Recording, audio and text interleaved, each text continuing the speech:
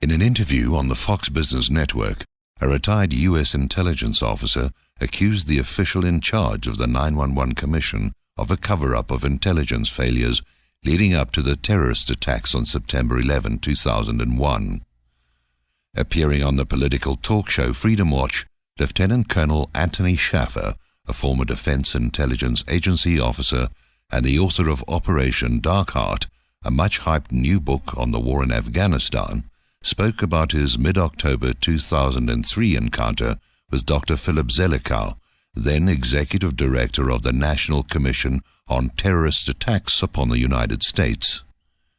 During a fact-finding mission to Bagram Air Base in Afghanistan, Zelikow's team was briefed by Shaffer on Able Danger, a DIA data mining project that had allegedly identified Muhammad Atta as a threat to the U.S. a year before 9/11.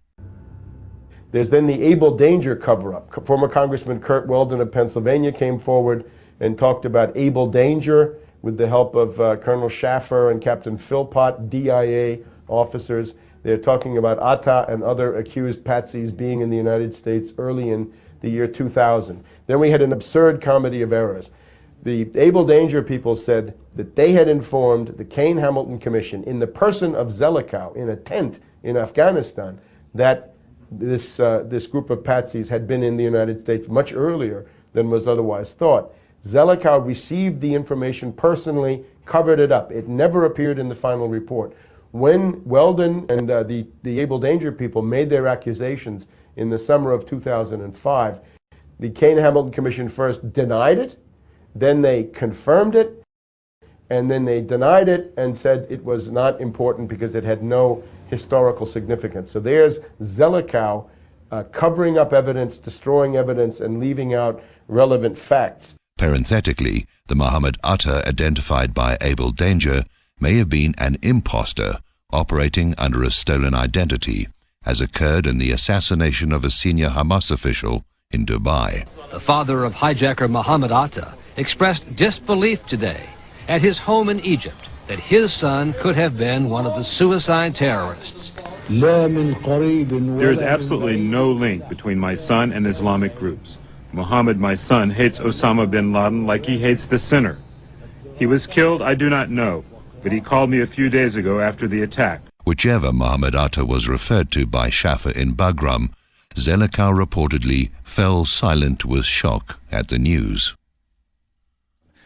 After the initial disclosure, Dr. Zelikow came to me at the end of the meeting, gave me his card and said, what you said today is critically important, very important. Please come see me when you return to Washington, D.C. I returned to Washington, D.C., January of 2004, call in, they say, we want to see you, stand by, nothing happens, a week goes by, I call again, they say, we don't need you to come in, we have all the information on Able Danger we need, thank you anyway. And that was where it ended. None of the information provided by Shaffer appeared in the 911 Commission's 585-page report, however. So there's a lot of things that never made it in that 9/11 report. Judge, that is the bottom line, and I think it's been revealed over and over for the past 2 years that things were either by negligence left out or, and I believe, by purpose left out. All right, switching gears before I go to... Another guest on the show, Michael Scheuer, who headed the CIA's Bin Laden unit from 1996 to 1999, spoke of a similarly frustrating experience with the 911 Commission staff director, describing the 911 Commission report as... It was a whitewash and a lie from top to bottom. Scheuer said he provided Zelikow with over 400 pages of official government documents detailing intelligence failures before 9/11. I never heard one word back from Zelikow. I personally talked to Zelikow several times, to a guy named Ben Venista a couple times. Right. They all seemed very interested in what you had to say, but at the end of the day, it didn't make it into the report. This is not the first time that questions have been raised about Zelikow's handling of the 911 Commission. In his 2009 book, The Commission, Philip Shannon, an investigative reporter for the New York Times, wrote about how tightly Zelikow was able to control the flow of information on the Commission, and that everything was run through him. You know, it's a polite fiction in Washington that blue ribbon commissioners, the members of blue ribbon commissions, write their own reports. That's almost never the case. Usually they're written by a staff of researchers or congressional researchers, mostly young people, who do most of the digging and do most of the writing. And the commissioners usually sign off on what has been developed by their staffs. But those people, the real investigators, the real diggers, weren't available to me during the course of my reporting on the commission. They had been ordered by their boss, a fellow by the name of Philip Zelikow, a very prominent historian at the University of Virginia, not to talk to reporters. At risk of their jobs, they were told if they talked to a reporter, that was a fireable offense. It turned out that Zelikow had also issued an order to them not to return calls from the 10 commissioners, that he, Dr. Zelikow, would control the flow of information on the commission. While Zelikow's tight control of the commission excluded disturbing evidence from national security experts like Schaffer and Scheuer, a dubious scholar like Laurie Mulroy was afforded ample opportunity to promote the most spurious justification for the Iraq War. Mulroy, whose major booster in government was Deputy Defense Secretary Paul Wolfowitz, argued that Iraq had been involved in every major terrorist attack against the United States since the early 1990s, including 9/11. During commission hearings on Al-Qaeda, Zelikow, writes Shannon, made sure that she had a prominent place at the witness table. And why wouldn't he?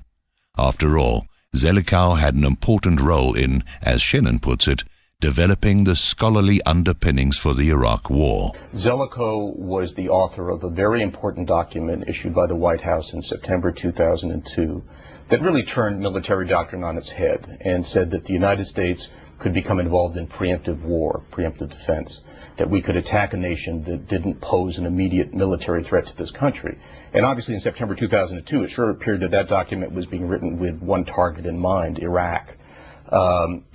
Now, as I say, the author of the document at the time was anonymous. We didn't know that Philip Zelikow had written this thing. And that becomes known, I think, widely on the staff only in the final months of the 9/11 Commission investigation. And it appeared to pose yet another conflict of interest for Zelikow. Just to be clear, the preemptive doctrine comes out in September of 2002. The commission is created formally in December 2002. And Duquesne and Hamilton, when they hire Zelikow, are they aware of his role as the author of the preemptive doctrine? I don't believe so. When did the administration actually make that public? Or I think in September 2002. Just to be clear, the preemptive doctrine comes out in September of 2002. The commission is created formally in December 2002. Why would Iraq attack America or use nuclear weapons against us? Zelikow asked an audience at the University of Virginia in September 2002. In a rare moment of candor, Zelikow proceeded to explain that the real reason for preemptive war against Iraq was the threat against Israel. At the time you met with this 9/11 commissioner in Philadelphia in 2005, correct me on my dates, the 9/11 report, that 500-page monstrosity that a lot of us, certainly in this business, read, had it been published yet? It had been published and out, yes. Okay, so it was published without the benefit of what you knew. Right. Did you ask him at that lunch meeting in Philadelphia whether or not anybody on the 9/11 Commission had an agenda or was covering up for somebody or was protecting somebody? The essence I received, and I asked that question directly about what the nature was of why they did, what was the focus of the commission. And during that conversation, this commissioner said flat out that everybody on the commission was covering for someone.